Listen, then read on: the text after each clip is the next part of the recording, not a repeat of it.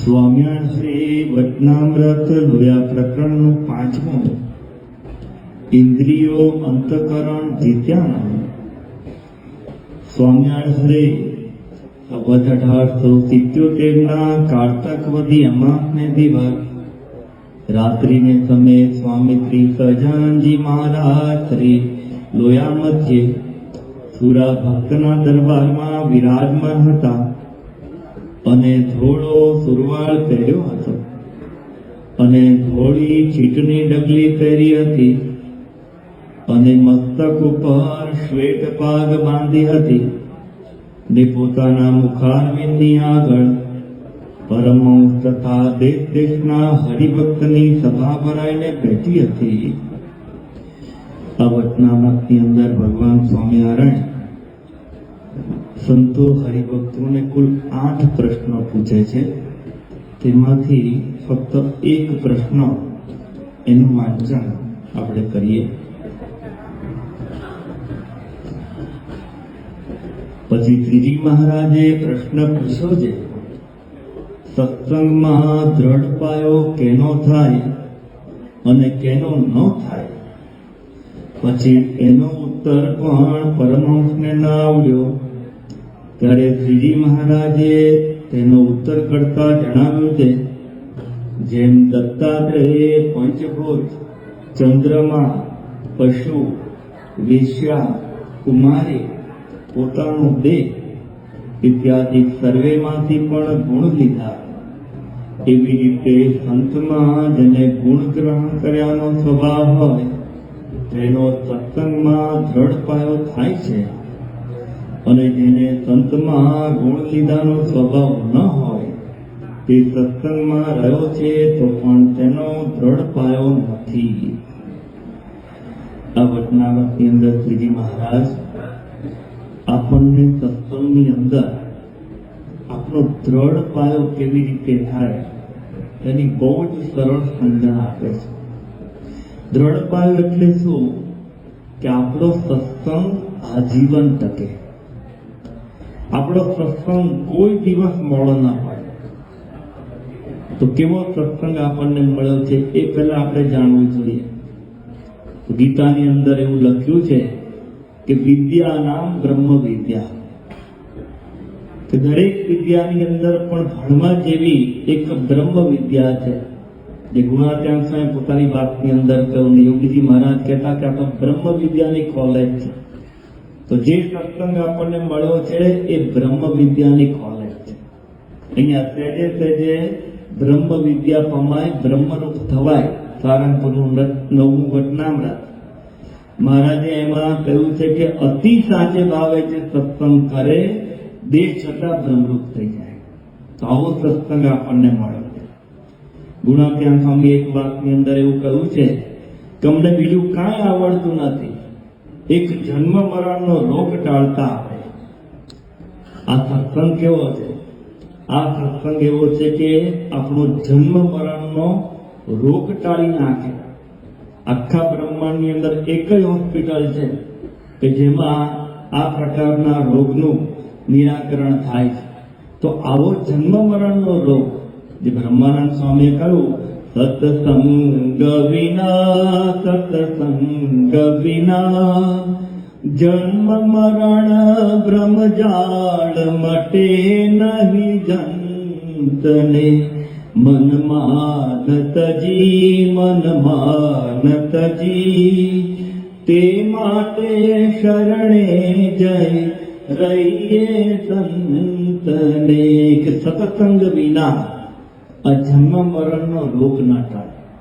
તો એક જન્મ મરણને કે રોગને ટાળનારી હોસ્પિટલ એ આપણો આ સત્સંગ છે. આ સત્સંગ કેવો આપણને પ્રાપ્ત થયો છે? તો અનંત જન્મોના પાપોને નાશ કરનારી, ધોનારી નિર્મળ સરિતા આ સત્સંગ છે. અનંત જન્મોના પાપ આ સત્સંગના પ્રતાપથી તરત ધોવાઈ જાય. તુલસીદાસે વાત કરી છે કે એક ઘડી આજી ઘડી તાકી પુની યાદ, તુલસી સંગત સંત કી કટે કોટિયા પડા. કે ભગવાન અને આ સંતનો જે યોગ છે એ યોગ એ આપણને અનંત આપણા અપરાધ હોય પાપ એમાંથી મુક્ત કરી નાખે. પુરુષોત્તમ બોલ્યા પ્રીતિની અંદર શ્રીજી મહારાજ કહે છે કે એક દિવસ પણ જેણે સત્સંગ કર્યો તે 84 જતો નથી. એક જ દિવસનો સત્સંગ આપણા માથેથી લગ 84 ટળી ગયો. તો આવો એક સત્સંગ આપણને પ્રાપ્ત થયો. સત્સંગની બીજી વિશેષતા શું છે? દરેક માણસ સુખ પાછળ શોધે છે, દોડે છે, પણ સુખ માત્રનું એક સરનામું શાશ્વત સ્થાન એ આપણો સત્સંગ. સુરપુર નરપુર નાગપુર એ तीन में सुख नाए, कहाँ सुख हरि के चरण में, कहाँ संतन के. આ સત્સંગની અંદર આપણને શાશ્વત સુખ એ પ્રાપ્ત થાય છે. એવી વાત મુક્તાનંદ સ્વામી લખી. સુખદાયક રે સુખદાયક રે સાચા સંતનો સંગ કે સંત સમાગમ કીજીએ. કે આ સત્સંગ સુખદાયક છે કે આપણને તમામ સુખ એની પ્રાપ્તિ આ સત્સંગથી થાય. ગુણાત્યાન સ્વામી આપણને આપણા જીવનનો એક ધ્યેય બતાવતા પોતાની વાતની અંદર એવું લખ્યું છે કે આપણે એક જ સંકલ્પ રાખવો. કયો સંકલ્પ? અક્ષરધામમાં જવું. મિશન અક્ષરધામ. જેમ હમણાં ગયા વર્ષે આપણે મિશન હતું ભારતનું ચંદ્રયાન, હવે કઈ ગગનયાન આવે, તો એ મિશનની અંદર જવું હોય તો એની તૈયારી અહીંયા કરવી પડે. એમ આપણે બધા આ સત્સંગની અંદર બેઠા છે, અક્ષરધામના યાત્રીઓ છીએ.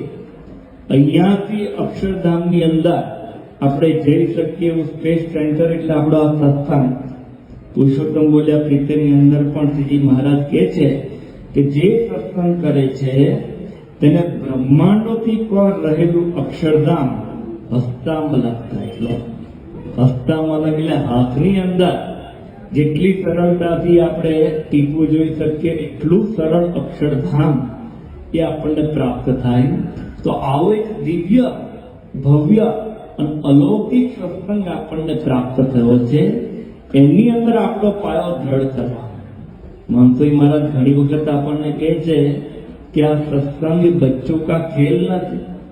ઘણી વખત બહારના લોકો કે આ શું રોજ રવિસભાની અંદર દર રવિવાર જવું, શું પૂજા પાઠ કરવા, શું આ બધું ભક્તિને બધું કરવું.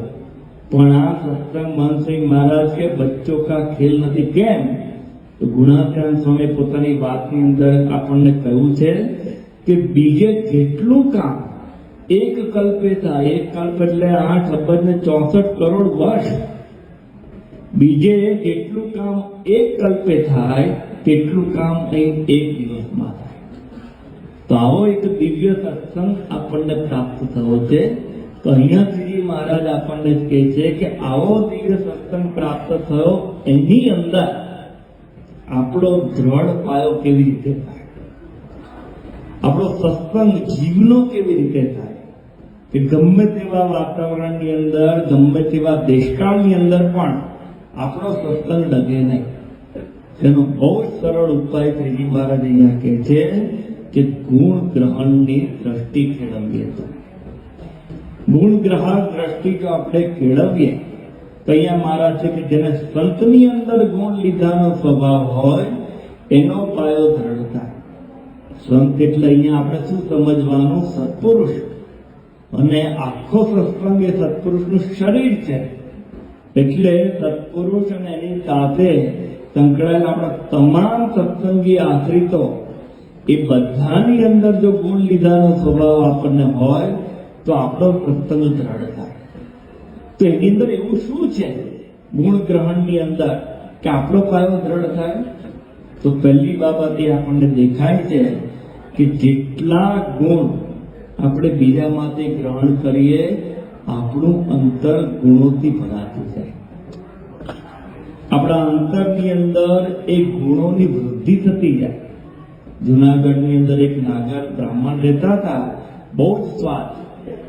એ જ્યારે પણ ઘરે જમવા બેસે ને એટલે કંઈક ને કંઈક વાંધા કાઢે ને કાઢે કે આજે આમ છે ને આજે આમ છે. એક વખતે જુનાગઢ મંદિરે આવ્યા અને બપોરે ગુણાચાર્ય સ્વામી ભોજન લેવા માટે પધાર્યા તો તેમને લાગ્યું કે આ મોટેરા મહંત છે શું જમતા હશે, અને દૂરથી એ પોતે જોતા હતા તો પેલા જે સંતે બાજરાનું ચૂરમું જેવું તે નાખ્યું તેમને એમ લાગ્યું કે આપણે ચૂરમું હશે, અને પછી એની અંદર મીઠું જેવું નાખ્યું, આ છાપ જેવું નાખ્યું, તમે કે દૂધ હશે, અને જેવું મીઠું મંગાવ્યું એટલે એમ લાગ્યું કે આ તો કોમ્બિનેશન બરાબર નથી. પછી નજીક જઈને જોયું તો ગુણાચાર્ય સ્વામી બાજરો છાપ અને એની અંદર મીઠું જેવું નાખીને જમતા હતા. એમને ગુણાચાર્ય સ્વામીનો ગુણ આવી ગયો કે આવા આટલા મોટા મંદિરના મહંત એ સામાન્ય બાજરો અને છાપ તમે હું રોજ ઘરે માથાથી કરું છું, તો આટલો ગુણ આવ્યો, એનો સ્વાદ ટળી. તો ગુણ લીધાનો સ્વભાવ, એનાથી આપણા અંતરની અંદર ગુણની વૃદ્ધિ થાય. એક વખત શ્રીજી મહારાજના ગઢડાની અંદર સંતોને પીરસતા હતા, બધું જ પીરસાઈ ગયું અને વાસુદેવ હરેની આમ તૈયારી થતી હતી. એવામાં એક સંત આવ્યા, થોડા મોડા પડ્યા અને બધી આઈટમ તો પૂરી થઈ ગઈ, હવે શું કરવું? એ વખતે મહારાજે કહ્યું કે નિર્મળાનંદ સંત નું નામ હતું કે જુઓ અત્યારે બધા સંતો બેઠા છે, બીજું તો કઈ છે નહીં, એક કામ કરો કે દરેક પાસેથી તમે થોડું થોડું લઈ આવો. એટલે પંગત જે પડી હતી એની અંદર પેલા સંત પત્તર લઈને દરેક પાસેથી લેવા ગયા. હવે સ્વાભાવિક છે કે આપણે થાળી લઈને બેઠા હોઈએ અને આપણી પાસે માંગવા કોઈ આવે તો આપણે કઈ વસ્તુ આપીએ? સારી જ આપીએ, રોટલી દાળ ભાત શાક ને લાડુ ને જે કઈ મીઠાઈ હોય તો આપણે સારી વસ્તુ આપે. તો બધા જ સંતોએ એમના પત્તરમાંથી જે કઈ સારી વસ્તુ હતી એ બધી આપી. આખું પત્તર એનું છલકાઈ ગયું અને પછી મહારાજ પાસે આવ્યા ત્યારે મહારાજે બધા સંતોને કીધું, જુઓ આ સંત નિર્માણી થઈ અને દરેક સંત પાસે એકદમ માગવા ગયા તો બધાએ પોતામાંથી સારી વસ્તુ આપી. એમ જો આપણે નિર્માણી થઈને દરેકમાંથી એક એક ગુણ લેતા જઈએ તો જેમ પત્તર વાનગીઓથી ભરાઈ ગયું એમ આપણું અંતર પણ સદગુણોથી ભરાય છે. તો ગુણ લેવામાંથી, ગુણગાયક દ્રષ્ટિ કરવાથી આપણું અંતર એ હંમેશા ગુણોથી ભરાય છે. અને એટલે જ મહાભારતની અંદર અશ્વત્થામાં દુર્યોધનને કહે છે, શું કહે છે? અશ્વત્થામાં દુર્યોધનને કહે છે શત્રુરપી સુગુણો ગ્રાહ્ય, કે જો શત્રુની અંદર પણ કોઈ સારો ગુણ હોય તો એ પણ ગ્રહણ લો. શત્રુની અંદર પણ કંઈક જો સારી બાબત એની ખાસિયત હોય તો એ પણ ગ્રહણ કરવી. આટલી ગુણ ગ્રહણની મહિમા અથવા ગરિમા છે. થોડા સમય પહેલા આપણા દિલ્હીની અંદર જે પાર્લામેન્ટ એની અંદર સંસદના સત્ર થાય એટલે એ વખતે બધા સત્રની અંદર સ્વાભાવિક કે દરેક પક્ષ પોતાની રજૂઆત કરતા હોય. એમાં એક વિપક્ષના જે કાર્યકર્તા એમણે મોદી સાહેબને સંબોધીને કહ્યું કે તમે અત્યારે જે રીતે સરકાર ચલાવો છો એ જોતા તમને 6 મહિના પછી દંડા પડશે. અને આવું વડાપ્રધાનને કોઈ કહે તો ભલભલો હલી જાય. તો મોદી સાહેબ એકદમ શાંત હતા. જેવો એમનો વારો આવ્યો ત્યારે એમણે કહ્યું કે મારા હમણાં સહકાર્યકર્તા વિપક્ષ કાર્યકર્તા અમને વાત કરી કે 6 મહિના પછી દંડા પડશે. પહેલો તો એમનો આભાર કે મને 6 મહિના આપ્યા, કાલે તો નથી પડવાના, એટલે કે મને 6 મહિના આપ્યા. આ 6 મહિનામાં હું એટલા સૂર્ય નમસ્કાર કરીશ, એટલી ઉઠ બેઠક ને દંડ બેઠક એ બધું કરીશ, મારું શરીર એવું મજબૂત બનાવીશ, એટલું પાવરફુલ કડક બનાવીશ કે ગમે તેટલા દંડા પડશે તોય મને વાંધો નહીં આવે. આભાર કે મારું શરીર હું હવે સારી રીતે સ્વસ્થ બનાવે. વિરોધીનો પણ ગુણ અહીંયા સામાન્ય રીતે આપણા મનની અંદર એના માટે ઉભાવ થઈ જાય. શત્રુરપી સુગુણો ગ્રાહ્ય. 1942 અંદર યોગીજી મહારાજ અમદાવાદથી સારંગપુર ટ્રેનમાં જતા હતા અને યોગીજી મહારાજની એક લાક્ષણિકતા કેવી કે સહેજે નવરા ન રહે. જ્યારે પણ યાત્રા હોય ને એટલે ત્યારે કંઈક ભજન કથા કીર્તન પૂજ્ય ઈશ્વરચરણ સ્વામી પૂજ્ય શ્રી સ્વામી બધા સાક્ષી છે કે નવરા રહેવા જ ના દે. જેવા ટ્રેનની અંદર બેઠા એટલે તેમણે તો મુખપાઠ કીર્તનનો ભજનનો એ બધો શરૂ કરે. તો થોડા સમય પછી વઢવાણ સ્ટેશન આવ્યો, ત્યાંથી કેટલાક છોકરાઓ ઉપર ચડ્યા અને બરાબર જોગીજી મહારાજની સામે ગોઠવાયા અને એમણે પછી ગંજીપો એટલે કે પત્તા એ કાઢ્યા અને પછી ધીરે ધીરે તીન પત્તી કે જેવું એમણે શરૂ કર્યું. હવે એમાં આ બાજુ યોગીજી મહારાજ જે ભજન ગાતા હતા એમાં એ લોકોને ડિસ્ટર્બન્સ લાગે. એટલે કહું કે હે મહારાજ તમારું ભજન બંધ કરો, અમને ડિસ્ટર્બન્સ થાય. હવે રેલવે છે ને 4 વાગ્યાની મિલકત છે, એમાં કઈ તમારો વાક નથી કે નહીં, કોઈ અવાજ ન કરા કરે. પણ યોગીજી મહારાજે યોગી ગીતામાં શું લખ્યું? કટ વળી જાઓ, પોતાનો એકલો સાચો રાખવો નહીં. તરત યોગીજી મહારાજે બીજી સેકન્ડે ભજન બંધ. અને આ બાજુ એ લોકો પત્તામાં એવા મશગુલ થયા, ઉતરવાનું તો રાણપુર ને બોટાદ આવી ગયા. જેવા બોટાદ આવ્યા એટલે ત્યાંના પેલા ટીસી હોય એને ટિકિટ માંગી તો હતી, તો ટિકિટ રાણપુરની દંડ થયો. અને સાથેના જે સંત હતા ને એ થોડા અમારા જેવા મલકા, જો યોગી બાપા જેવા મોટેરા સંત એનો દ્રોહ કરો ને તો આવી ભલે થાય. તેમ યોગી બાપાને કહ્યું કે બાપા જો આપણને એમણે ભજન કરતા બંધ કર્યા એટલે આવી ભલે થઈ. ત્યારે યોગી બાપા શું બોલે? ગુરુ એમ ન કહેવું, આપણે એમનો ગુણ લેવો કે એ લોકો પત્તા રમવામાં જે કેવા મશગુલ થઈ ગયા. એ લોકોને પત્તા રમવાનો, ગંજીકો રમવાનો કેવો વેગ હતો, એવો આપણે ભજનનો વેગ લગાડવો. અને જો એવો આપણે ભજનનો વેગ લગાડીએ તો જેમ એ લોકો પોતાનું સ્ટેશન ચૂકી ગયા એમ આપણે માયાનું સ્ટેશન ચૂકી ગયા. લો, આ યોગીજી મહારાજનો એક યોગ ગ્રાહક કે વિરોધી હોય તેનો પણ ગુણ લેવો. રામ ભગવાન વનવાસ પછી જ્યારે પાછા અયોધ્યાની અંદર પધાર્યા એ વખતે એમના સ્વાગતની અંદર એમની ત્રણેય માતા કૌશલ્યા, સુમિત્રા અને કૈકેયી એ ત્રણેય સામે હતા. હવે સ્વાભાવિક છે કૌશલ્યાના પુત્ર કૌશલ્ય માટે રામ ભગવાન એમને જ પગે લાગે. પણ સૌથી પહેલા ભગવાન શ્રી રામ કોને પગે લાગવા ગયા? કૈકેયી. જીવા એના ચરણ સ્પર્શ કરવા ગયા, તરત એમણે પગ પાછા લીધા, થોભીલા પડી ગયા. કારણ કે એમના લીધે તો રામ ભગવાનને વનવાસ થયો. ત્યારે ભગવાન શ્રીરામ એમને કહે છે કે માતા તમે શોભ ન પામો, તમે જે મને વનવાસ આપવામાં નિમિત્ત થયા છે એ તો તમે મારા પર બહુ જ મોટો ઉપકાર કરો. શું ઉપકાર કર્યો છે? તો શ્રીરામ ત્યાં ભગવાન શ્રીરામ કહે છે તાત સ્નેહો ભરત મહિમા પૌરુષમ વાયુસૂનો સક્ષમ ચાપી પ્લવગ નૃપતે ક્વાપી સૌમિત્ર ભક્તિ સીતા સત્યમ મમ ભુજ બલમ વૈરિણામ વૈરભાવો જ્ઞાતમ સર્વમ તવ ચરણયો માતરેશ પ્રસાદા. કે હે માતા, કે તમે જો મને વનવાસ ન આપ્યો હોત તો મારા પિતાનો મારા પ્રત્યેનો સ્નેહ એવું કરી ન શકે. કે લક્ષ્મણજી અને હનુમાનજીને મારા પ્રત્યે જે ભક્તિ છે એ ભક્તિના મને દર્શન ન થાય. સીતાનું જે પતિવ્રતાપણું જે પ્રત્યક્ષ મેં નિહાળ્યું એ મને નિહાળવા ન મળે. અને રાવણ સાથે મેં યુદ્ધ કર્યું એમાં મારું જે ભુજ બલમ, મારું જે બાહુબળનો પરિચય મને થયો એ ન થાય.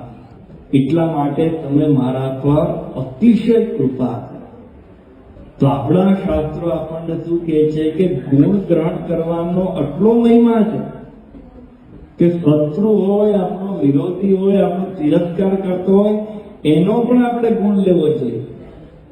તો આપણી કમનસીબી શું છે? શત્રુઓને તો ભૂલી જાઓ. આપણા પરિવારજનો આપણી બાજુમાં રહેતા હોય અને BAPS એક પરિવાર કહીએ છે એમાંથી પણ આપણને ગુણ આવતો. એમાંથી પણ આપણને એના દોષ દેખાય છે, એના અવગુણ દેખાય છે. પરિણામે એમાંથી મન નોખું પડી જાય, એમની સાથે બેસવાનું મન ન થાય, બોલવાનું મન ન થાય અને એનાથી છૂટા પડવાનું મન થાય. અને એ જ સત્સંગની અંદર પાયો કાચો કહેવાય છે. સત્સંગમાંથી મન આપણું નોખું પડી જાય. એનું કારણ શું છે કે આપણને એવી ગુણગ્રાહક દ્રષ્ટિ નથી. એક વખત એક કપલ, પતિ અને પત્ની, 5 વર્ષ સુધી એમના લગ્ન સારી રીતે ચાલ્યા. પછી કંઈક પ્રશ્ન થયો અને એટલો એક્સ્ટ્રીમ લેવલનો પ્રશ્ન થયો. નક્કી કર્યું કે આપણે છૂટાછેડા લે. વકીલ પાસે ગયા. વકીલ બહુ સમજુ આપણા સત્સંગી હતા. એમણે પૂછ્યું કે શું પ્રશ્ન છે. પ્રશ્ન રજૂ કર્યા. બહુ સામાન્ય સુલભ પ્રશ્ન, એકદમ સામાન્ય પ્રશ્ન હતા. થોડા સમય પહેલા એક સર્વે આવ્યો હતો કે છૂટાછેડાના કારણોમાં કયા બધા કારણો હોય છે. એટલા સામાન્ય કારણો. પતિ કે પંખો 4 પર રાખો ને પત્ની કે 5 પર રાખો. નિર્ણયમાં ઝઘડા થઈ ગયા, આપણે છૂટા. પતિ કે એક જ બારી ખુલ્લી રાખવી છે, પેલા કે 2 બારી ખુલ્લી રાખવી. તો બહુ સામાન્ય પ્રશ્નો હતા. એટલે પેલા વકીલે એમને કહ્યું કે જુઓ, હમણાં થોડા સમય પછી આ દિવાળીનું વેકેશન કોર્ટની અંદર પડવાનું છે. આ બધી કાર્યવાહી લાંબી ચાલશે. એક કામ કરે કે દિવાળી વેકેશન પછી તમારો કેસ હાથમાં લઈ, ત્યાર પછી આ બધી પ્રોસિજર કરીએ. પણ ત્યાં સુધી હું એક તમને નાની એક્ટિવિટી આપું છું, એ તમે કરી ના આવો. કે શું એક્ટિવિટી? કે હવે પછીના 1 મહિના દરમિયાન તમારે રોજ અરસપરસ બંનેની એક ખાસિયત હોય, જે કઈ વિશેષતા હોય ને એ તમારે ડાયરીમાં નોંધો. જે કંઈક સારું લાગે તો સારું તો ક્યાં લાગતું હતું. સારું લાગવું તો કે છૂટાછેડાનો પ્રશ્ન ન થાય. છતાં પણ પેલા આવે છે કે હવે છૂટું પડવું છે, ભલે વાંધો ની એક્ટિવિટી આપણે કરીએ. અને સમય પસાર થયો, 15, 20, 30 દિવસ વેકેશન પૂરું થયું. બંને પાછા વકીલ પાસે આવ્યા. વકીલે બંને ડાયરી માંગી. વકીલે બંનેની ડાયરી ગયો તો 30 બંનેની, પતિએ પત્નીની ખાસિયત લખી હતી અને પત્નીએ પતિની ખાસિયત લખી. તો વકીલે પૂછ્યું કે શું કરવું છે? કે છૂટાછેડા.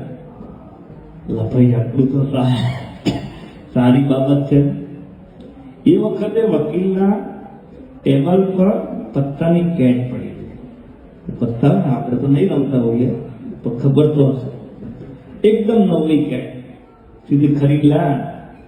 અને પછી તરત જ જે રીતે બહાર એ લોકો પત્તા રમતા અને આમ એક પછી એક પત્તા, એ સામે 3 આપ્યા, પેલાને 3 આપ્યા, પોતે 3 આપ્યા. હવે જે નવા પત્તા હોય ને એકદમ સુવાળા હોય, કદાચ નવું કાગળ હોય તેની સ્મેલ પણ આવે. એટલે પેલા વકીલ બંનેના ફેસ ઉપર રીડિંગ કરતા હતા. જરા પત્તા વેચાતા ને જરા એના મોઢા પર આનંદ હતો કે આપણને સારું પત્તું આવે, સારું પત્તું આવે. પછી ધીરે ધીરે વકીલો હવે શું કરો તો બતાવો. અને જેમ કરીને આમ એક પત્તું ખોલ્યું એટલે મોઢા પરના હાસ્યના ભાવ ઓછા થવા મળ્યા. અને 3 પત્તા ખોલ્યા તો પત્નીને દૂડી, તીડી, પંજો આવ્યો. પત્ની એને તીડી, પંજો, સત્તો આવ્યો. અને પછી વકીલે એક વાત કરી કે જુઓ, મેરેજ છે ને બ્લાઇન્ડ ગેમ છે. મેરેજ એ બ્લાઇન્ડ ગેમ છે. મેરેજના 6 મહિના પહેલા છે ને બધા પત્તા સુવાળા હોય, સારા, એકદમ વ્યવસ્થિત સ્મેલવા.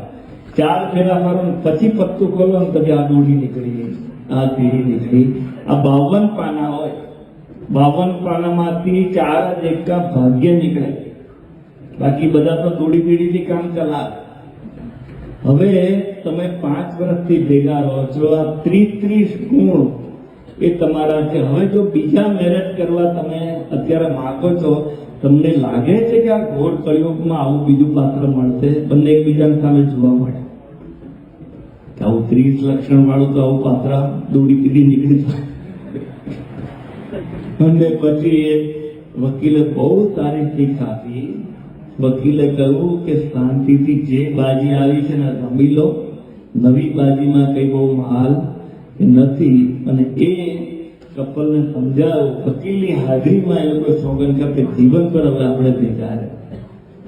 5 વર્ષથી ભેગા રહેતા હતા, પણ ગુણ ગ્રહણની દ્રષ્ટિ નહોતી તો છૂટા રહેવાનું અથવા છૂટા પડવાનું મન થયું. પણ જો ગુણ ગ્રહણ દ્રષ્ટિ કેળવી તો એ ભેગા ને ભેગા, અને જેને ગુણ ગ્રહણની દ્રષ્ટિ ન હોય એ બીજી બાજી રમે, એમાં દોડી કરી નીકળે, ત્રીજી બાજી રમે અને એમાં દોડી કરી નીકળે તો પછી મંદિરમાં આવે કે હવે ભજન કરીશું. તો કહેવાની બાબત અહીંયા એ છે કે આપણે ભેગા રહીએ છીએ, પણ જો આ ગુણ ગ્રહણની દ્રષ્ટિ એ આપણે જો કેળવીએ નહીં તો ભેગા રહેવા છતાં પણ આપણને એમની સાથે ઉઠક બેઠકની અંદર મજા ના. અને દરેક વ્યક્તિની અંદર કંઈક ને કંઈક ગુણ હોય. એક ચિંતકે બહુ સારી વાત કરી છે કે every person you meet is better at something than you are. તમે કોઈ પણ વ્યક્તિને મળો છો એની અંદર એક ખાસિયત એવી હોય કે જે તમારા કરતા શ્રેષ્ઠ હોય. કારણ કે ભગવાને દરેકને એવા કંઈક સદગુણો આપ્યા છે, એવી કઈ વિશેષતા આપી, પણ એને આપણે શોધવા પડે. અહીંયા શ્રીજી મહારાજ એ કહે છે, શ્રીજી મહારાજ કે સ્વભાવ પાડવાનો, જેમ આપણને ખાવાનો સ્વભાવ છે, પીવાનો સ્વભાવ છે, એવી રીતે ગુણ ગ્રહણ કરવાનો સ્વભાવ, ગુણ ગ્રાહક દ્રષ્ટિ આપણે કેળવવી પડે. અને જો કેળવીએ તો આપણને દરેકમાંથી કંઈક ને કંઈક સારું મળે. એક વ્યક્તિ દરિયા કિનારે જાળ નાખીને બેઠો હતો માછલી પકડવા. થોડો સમય થયો કે હાથમાં આવ્યું નહીં, અચાનક એની જાળની અંદર આમ મોટો કંઈક ગચ્ચિયો આવ્યો હોય, કંઈક મોટું બંડલ આવે એવું લાગ્યું. જાળ એને ખેંચી તો જોયું તો એક પથ્થરનું આખું પોટલા જેવું હતું. એ પછી દરિયા કિનારે એકદમ લાવી પડી જોયું તો પથરા હતા. એટલે એમ લાગે આમાં તો શું છે, એક પછી એક પથરા નાખવા માટે 80% પથરાને દરિયામાં નાખી દે. અને પછી એક પથરો એના હાથમાંથી પડ્યો અને અંદર જોયું તો અંદર કંઈક કિંમતી રત્ન જેવું લાગ્યું. કે આમાં તો કંઈક માલ છે. પછી એક પથ્થર એ તોડવા મળ્યો તો જેટલા બાકીના પથ્થર હતા એ બધામાંથી કોઈકમાંથી મોતી નીકળ્યું, કોઈમાંથી કંઈક રત્ન નીકળ્યું, માલામાલ થઈ. એ દરેક વ્યક્તિ બહારથી કદાચ પથરા જેવી લાગે, બહારથીના રૂપરંગ આપણને ગમે નહીં એટલે આપણે ફેંકી દઈએ, પણ જો એની અંદર સહેજ ઊંડા ઉતરીએ તો કંઈક ને કંઈક સારા ગુણ એ આપણને અવશ્ય મળે. એટલે અહીંયા શ્રીજી મહારાજ આપણને કહે છે કે જેમ ભગવાન દત્તાત્રેય 24 ભગવાનના અવતારની અંદર એમનો એક અવતાર ગણવામાં આવે છે. દત્તાત્રેયે 24 ગુરુ કર્યા હતા. 24 ગુરુની અંદર એમણે દરેકમાંથી જળ, ચૈતન્ય, પશુ, પક્ષી દરેકમાંથી એમણે ગુણ લીધા. પરિણામે એમની હંમેશા એવી સ્થિતિ થઈ ગઈ. તો કેવા કેવા ગુણ એમણે લીધા અહીંયા તો શ્રીજી મહારાજે 2-3 આપ્યા છે, પણ કુલ 24 અલગ અલગ પ્રકારમાંથી એકાદ બે પાંચ પ્રકાર આપણે જોઈએ તો એમણે પૃથ્વીમાંથી ગુણ લીધો કે પૃથ્વી એ સહનશીલ છે. એના ઉપર તમે ગમે તેટલું ખોદકામ કરો કે આ બધું કરો, કોઈ દિવસ એ સામે ઓપોઝ કરતી નથી. જળ એ આપણને પવિત્ર કરે, નિર્મળ કરે. સૂર્ય ખારું પાણી લઈ અને મીઠું પાણી આપે. અજગરની એમણે વાત કરી કે અજગર એની પાસે આવે તો લે, પણ સામેથી કોઈ ઉપાર્જન કરે નહીં. સમુદ્ર ઉપરથી પ્રસન્ન, અંદરથી ગંભીર. સમડી એનું એક એમણે દ્રષ્ટાંત લીધું કે એક સમડી માંસનો લોચો લઈને જતી હતી, બધી સમડી એની પાછળ પડી અને પછી લાગ્યું કે આમાં તો જાનનું જોખમ છે, લોચો મૂકી દીધો. એમાંથી ગુણ એવો લીધો કે જે વસ્તુની પાછળ બધા પડતા હોય આપણે મૂકી દે તો શાંતિ થાય. બાળકમાંથી ગુણ લીધો કે બાળકને કોઈ માન નથી, અપમાન નથી, ચિંતા રહી છે. આવી રીતે એક પછી એક બધા 24 અલગ અલગ એમાંથી ગુણ લીધા.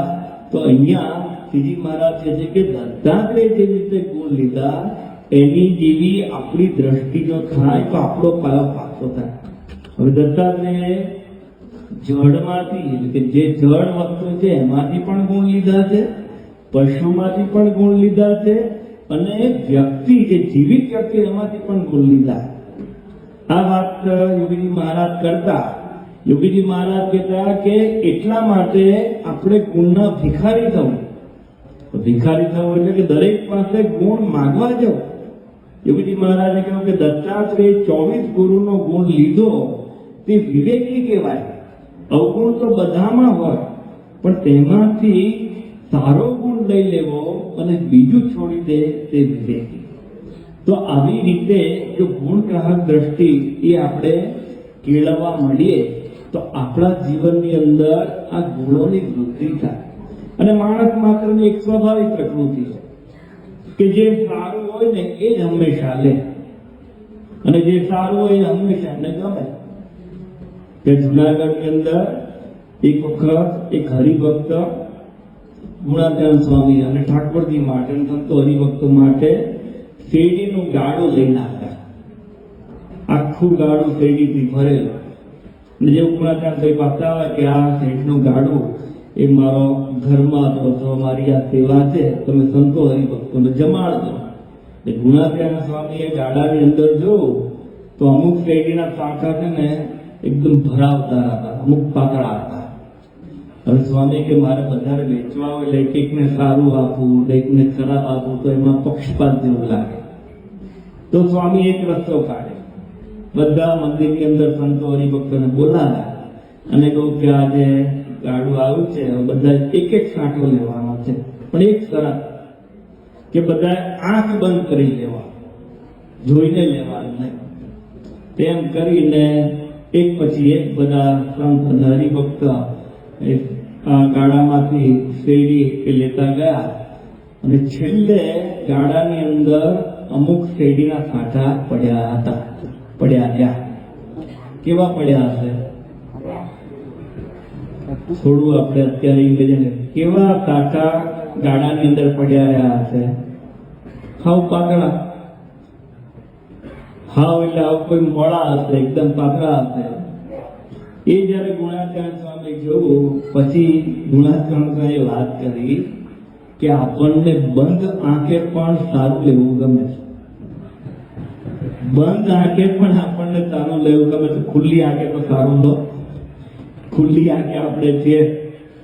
આજે ધારો કે જે ગાડાની જગ્યાએ આપણે કોઈ સત્સંગી અથવા પરિવારજનને મૂકીએ અને એની અંદર શેરડીના જે સાંઠા છે એની અંદર એની જગ્યાએ આપણે એના સારા અને નડતા ગુણો મૂકીએ તો જેમ આપણે ગાડામાંથી સારા સારા શેરડીના સાંઠા લઈ લીધા નબળા મૂકી રાખ્યા, એમ દરેકમાંથી સારા ગુણો એ આપણે પિકઅપ કરી લઈએ, આપણે લઈ લઈએ, આપણે માલામાલ થઈએ.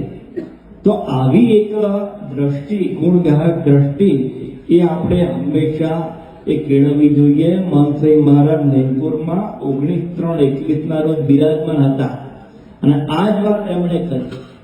કથાની અંદર એમણે શું કહ્યું કે રેતીનો ઢગલો એમાંથી કીડી એ ફક્ત 4-5 ખાંડના દાણા છે ને એ વીણી લે. એ રેતીના ઢગલાની અંદર બીજું કંઈ કરતી નથી, 4-5 જે દાણા હોય એ લઈ લે છે. એમ આપણે હંમેશા ગુણ ગ્રહણ કરવું, આપણો સંપ્રદાય ગુણ ગ્રહણનો. તો આવી એક ગુણગ્રાહક દ્રષ્ટિની વાત એ અહીંયા આપણને શ્રીજી મહારાજ સમજાવે છે કે આવી જો ગુણગ્રાહક દ્રષ્ટિ આપણે કેળવીએ તો ધીરે ધીરે જેટલા પણ ગુણ જેની અંદર હોય આપણા અંતરની અંદર ભરાતા જાય. આપણા અંતરની અંદર ગુણોની વૃદ્ધિ થતી જાય. આપણી જે સત્સંગની ઇમારતના જે પાયા એ ઊંડા ને ઊંડા થતા જાય, પાતાળે જાય.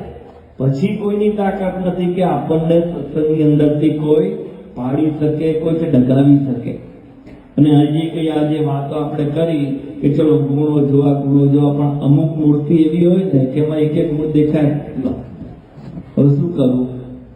આજે દત્તાત્રેયની વાત આપણે સાંભળીને બીજાની સાંભળી કે વિરોધીનો પણ બોલ્યો, પણ તમે ગમે તેટલું મથો તો એની અંદર એક ગુણ ના દેખાય. તમે આંખ ખોલો કે બંધ રાખો પણ એની નેગેટિવિટી જ દેખાય. તો એ વખતે પ્રથમનું 24નું વચનામૃત વાંચ્યું. એમાં શ્રીજી મહારાજના જે શબ્દો છે ને એનો વિચાર કરવો. મહારાજ શું કે છે કે જ્યારે કોઈ હરિભક્તનો દોષ નજરમાં આવે ત્યારે એમ સમજવું જે આનો સ્વભાવ તો સત્સંગમાં ન ઘટે એવો છે. એટલે ક્લિયર થઈ ગયું? ન ઘટે એવો છે એટલે કે સત્સંગમાં રહી શકે એવો તો છે જ નહીં. તો પણ એને જો સત્સંગ મળ્યો છે અને એ જો જેવો તેવો છે તોય પણ સત્સંગમાં પડ્યો છે, તો એનો પૂર્વ જન્મનો અથવા આ જન્મનો સંસ્કાર ભારે છે. તો આવો સત્સંગ મળ્યો છે એમ સમજીને તેનો પણ અતિશય ગુણ લેવો. લો, એકે ગુણ ન દેખાય છતાં પણ એને ભગવાન અને સંતનો યોગ થયો છે ને, એ બહુ જ પુણ્યશાળી આત્મા છે. અને દુનિયાની 7 અબજની વસ્તી છે, એમાંથી આ પુણ્યશાળી આત્મા છે કે જેને આ પ્રગટ ભગવાન અને સંતનો યોગ થયો. એટલો પણ ગુણ લેવો. યોગીજી મહારાજના સમયની અંદર એક હરિભક્ત યોગીજી મહારાજ પાસે આવ્યા અને કહ્યું કે બાપા, આ હરિભક્ત છે ને ખૂણે ખાતે બીડી પીએ. સ્વાભાવિક છે, ન ઘટે તેવો સ્વભાવ થઈ ગયો અને આગળ પડતા છે છતાં પીએ. તો યોગીજી મહારાજે શું કહ્યું કે ગુરુ, તમે શાસ્ત્રીજી મહારાજના દર્શન કર્યા? હવે હની સાથે તો કોઈ નિસ્બત જ નથી. આ બાજુ બીડી પીએ છે ને આ બાજુ શાસ્ત્રી મહારાજ પેલા હરિભક્ત જે ફરિયાદ કરવા આવ્યા હતા, તમે કહું ના ગુરુ, એમણે શાસ્ત્રી મહારાજના દર્શન કર્યા છે. એમણે શાસ્ત્રી મહારાજ દર્શન માટે આપણે ગુણ લેવો, પણ એ બાબત આપણે જોવી નહીં. અતિશય ગુણ કે મોટા પુરુષના યોગની અંદર આવ્યા. ભારતના સંત છે સંતોની કાયા, લોઢું કંચન થઈ જાય સંતોના. ભલે ગમે તેવો છે, કોના યોગની અંદર આવ્યો છે? ભગવાન અને સંતના યોગની અંદર. એનું એક દિવસ પરિવર્તન થશે અને થશે. તો યોગીજી મહારાજની આવી હંમેશા ગુણગ્રાહક દ્રષ્ટિ, ગમે તેવું હોય હંમેશા પોઝિટિવ. શરૂઆતની અંદર યોગીજી મહારાજ મંગલ પ્રવચન કરતા. હવે 5 વાગે બધા યુવકોને બોલાવવા જવાનું હોય તો એ સેવા કોને આપી હતી? ડોક્ટર સ્વામીને, રમણભાઈ. એટલે પછી બધાને ત્યાં બોલાવવા જાય સવારે 5 વાગે. એટલે અમુક અમારા જેવા હોય બધા સુઈ રહે.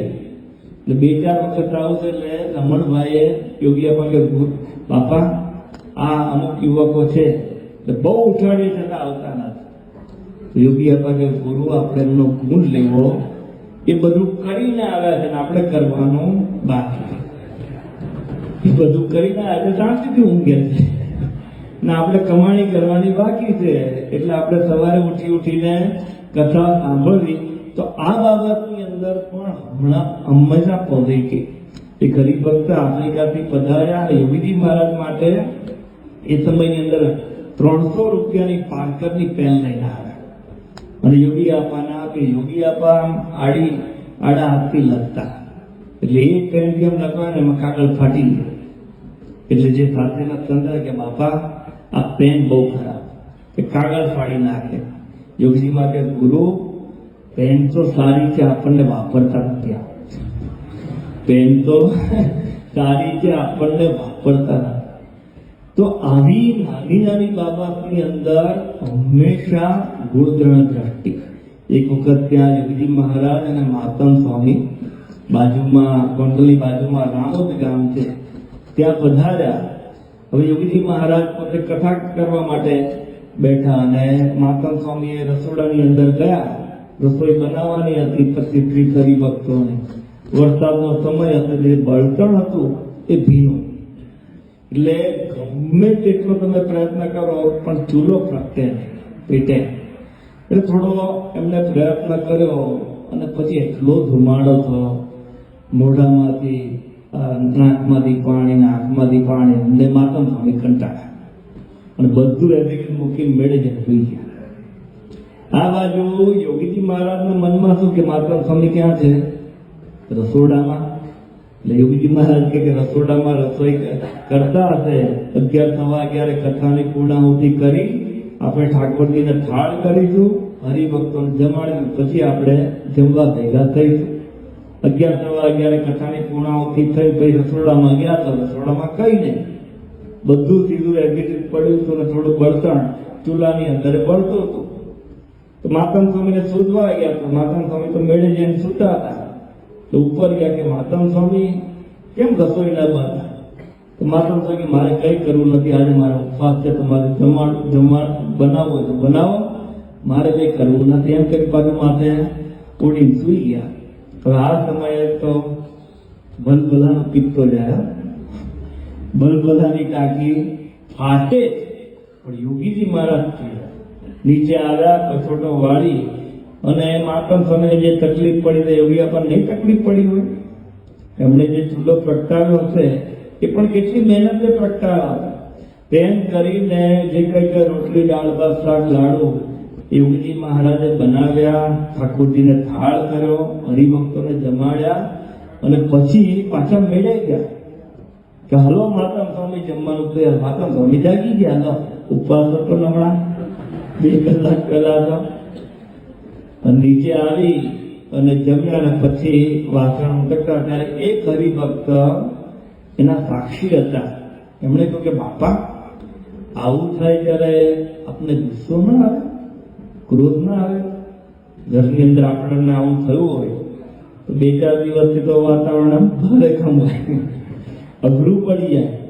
ત્યારે યોગીજી મહારાજ શું બોલ્યા કે ગુરુ માતમ સ્વામી બહુ દયાળુ છે. માતમ સ્વામી બહુ દયાળુ. મને ઘણા વખતથી સંકલ્પ હતો કે મારે જાતે રસોઈ બનાવીને ઠાકોરજીને થાળ કરવો. માતમ સ્વામી મારો સંકલ્પ પૂરો કર્યો. લો, હવે આવી ગુણગ્રાહક દ્રષ્ટિ હોય એને પછી ક્યારે કોઈનો અભાવ ના આવે, કોઈનો અવગુણ ના આવે.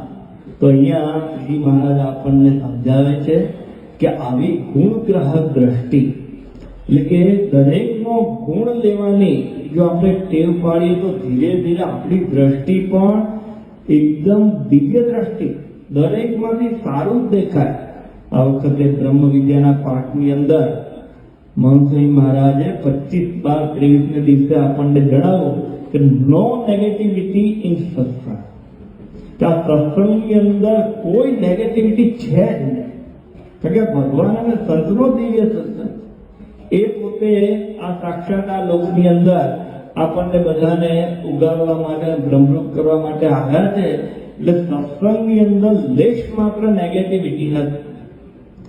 તો આવી જો દ્રષ્ટિ, ગુણગ્રાહક દ્રષ્ટિ જો આપણે કેળવી હોય અને દરેકમાંથી સારું લેવાની, દરેકમાંથી સારું ગ્રહણ કરવાની જો ટેવ પાડી હોય તો અહીંયા શ્રી મહારાજે છે કે એના સત્સંગને કોઈ ટકાવી નથી, અને એનો સત્સંગની અંદર દ્રઢ પાયો થાય. અને જો આવી ટેવ ન પાડી હોય તો પરિણામે સત્સંગની અંદર દ્રઢ પાયો ન થાય. પરિણામે શું થાય કે આજે આપણને એકનો અભાવ આવ્યો, આજે બીજાનો અભાવ આવ્યો, પછી ત્રીજાનો આવ્યો. ધીરે ધીરે એમ લાગે કે સત્સંગમાં તો બધું આવું જ ચાલે, સત્સંગમાં તો બગડી ગયો ના.